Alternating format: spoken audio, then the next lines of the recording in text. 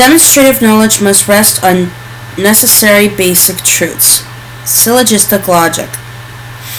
In context, key figure Aristotle, 384 to 322 BC. Field logic. Before 6th century BC. Pythagoras and his followers developed a systematic method of proof for geometric theorems. After circa 300 BC, Euclid's Elements describes geometry in terms of logical deduction from axioms. 1677, Gottfried Leibniz suggests a form of symbolic notation for logic, anticipating the development of mathematical logic. 1854, George Boole publishes The Laws of Thought, his second book in algebraic logic. 1884, The Foundations of Arithmetic by German mathematician Gottlob Frege examines the logical principles underpinning mathematics. In this picture here, in the square of opposition, S is a subject, P is a predicate, A and O are contradictory, as are E and I. If one is true, the other is false, and vice versa. A and E are contrary, both cannot be true, but both can be false. I and O are subcontrary, both can be true, but both cannot be false. I is a subaltern of A and O is a subaltern of E. In syllogistic logic, this means that if A is true, I must be true, but if that I is false, A must be false as well. In classical Greece, there was no clear distinction between math and philosophy.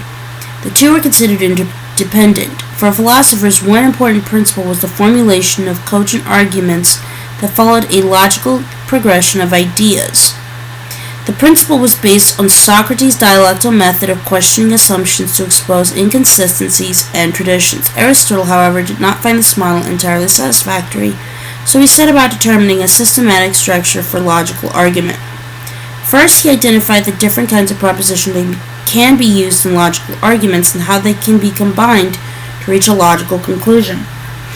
In prior analytics, he describes the propositions as being of broadly four types, in the form of all S are P, no S are P, some S are P, and some S are not P, where S is a subject, such as sugar, and P the predicate. Equality, such as sweet. From just two propositions, an argument can be constructed and a conclusion deduced.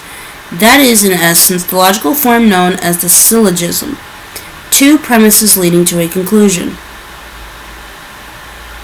Aristotle identified the structure as syllogisms that are logically valid, those where the conclusion follows from the premises, and those that are not, where the conclusion does not follow the premises, providing a method for both constructing and analyzing logical arguments.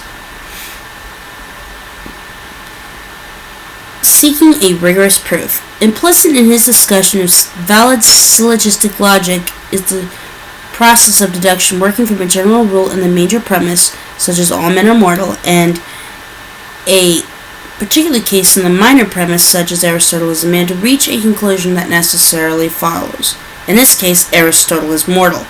This form of deductive reasoning is the foundation of mathematical proofs. Aristotle notes that in posterior analytics, that even in a valid syllogistic argument, a conclusion cannot be true unless it is based on premises accepted as true, such as self-evident truths or axioms. With this idea, he established the principle of axiomatic truths as the basis for a logical progression of ideas, the model for mathematical theorems from Euclid onward. Aristotle, the son of a physician in the Macedonian court, Aristotle was born in 384 BC in Stagira, Chalkidiki. At the age of about 17, he left to study at Plato's Academy in Athens, where he excelled. Soon after Plato's death, anti-Macedonian prejudice forced him to leave Athens. He continued his academic work in Assos, now in Turkey. In 343 BC, Philip II recalled him to Macedonia to head the school at the court. One of his students was Philip's son, later known as Alexander the Great. In 335 BC, Aristotle returned to Athens and founded the Lyceum, a rival institution to the academy. In 323 BC, after Alexander's death, Athens again became fiercely anti-Macedonian, and Aristotle retired to his family estate in Chalcis in Euboea. He died there in 322 BC. Keywords: 350 BC prior and posterior analytics and on interpretation. 335 to 323 Nicomachean ethics and politics.